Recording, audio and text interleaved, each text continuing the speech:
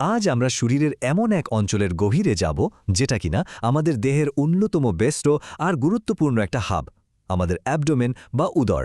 কখনো কি মনে হয়েছে আমাদের পেটের চামড়ার ঠিক নিচে কি আছে?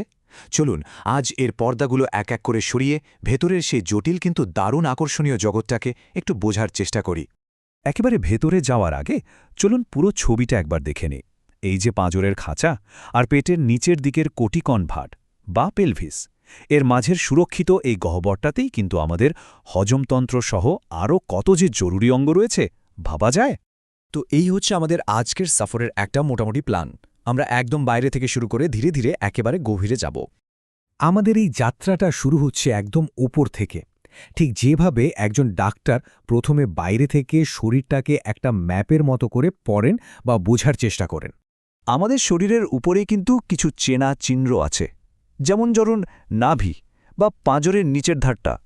এগুলো আসলে ভেতরের অঙ্গগুলোকে খুঁজে বের করার জন্য দারুণ সব গাইড বা ল্যান্ডমার্ক হিসাবে কাজ করে। আর এই ম্যাপিংটা যে কতটা কাজের তার একটা দারুণ উদাহরণ হলো এই ম্যাকবার্নিস পয়েন্ট।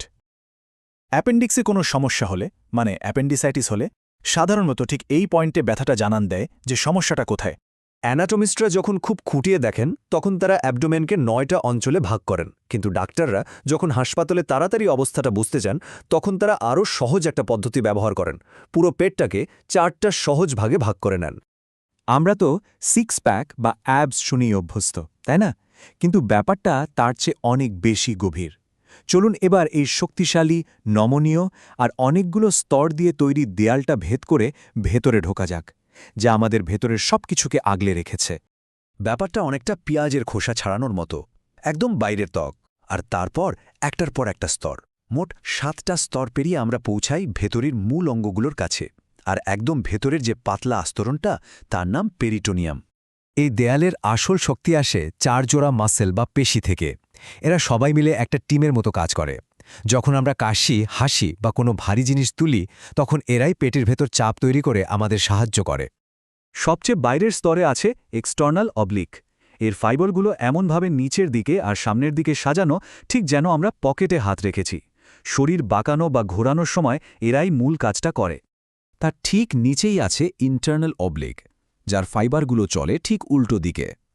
আর সোজাসুজি যে পেশিটা, যাকে আমরা সিক্স প্যাক নামে চিনি, ওটার আসল নাম রেকটাস অ্যাবডোমিনাস। এটা আমাদের কোমর ভাঁজ করতে সাহায্য করে। এই যে এতগুলো পেশির স্তর, এর মধ্যেই একটা সুড়ঙ্গের মতো পথ আছে, যার নাম ইনগুইনাল ক্যানেল।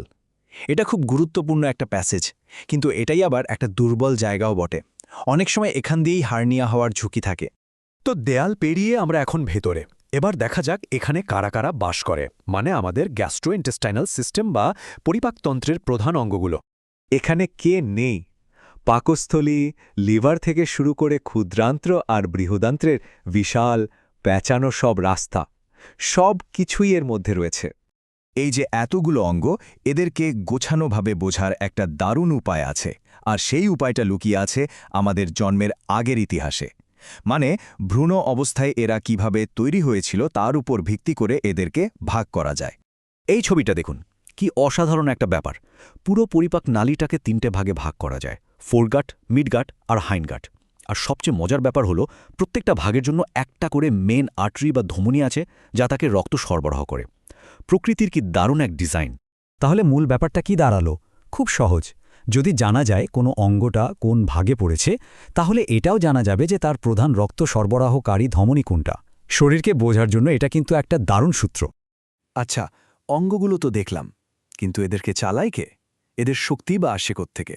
চলুন এবার অ্যাবডোমেনের পাওয়ার গ্রিড আর কন্ট্রোল সিস্টেমটা দেখে নেওয়া যাক। আমাদের হজম প্রক্রিয়াটা চলে একটা অটোমেটিক নার্ভাস সিস্টেমে। এর দুটো ভাগ আছে। একটা হলো সিম্প্যাথেটিক, যেটা ফাইট অর ফ্লাইট মোডে হজমের গতি কমিয়ে দেয়, মানে ব্রেকের মতো কাজ করে। আর অন্যটা হলো প্যারাসিম্প্যাথেটিক, যেটা রেস্ট অ্যান্ড ডাইজেস্ট মোডে হজম প্রক্রিয়াকে চালু রাখে, মানে অ্যাক্সেলারেটরের কাজ করে। এই যে রেস্ট অ্যান্ড ডাইজেস্ট সিগন্যাল, এটার কারণেই পেরিস্টলসিস হয়। এটা হলো একটা ঢেউয়ের মতো মাংসপেশি সংকোচন, যা খাবারকে হজমের রাস্তায় আস্তে আস্তে এগিয়ে নিয়ে যায়।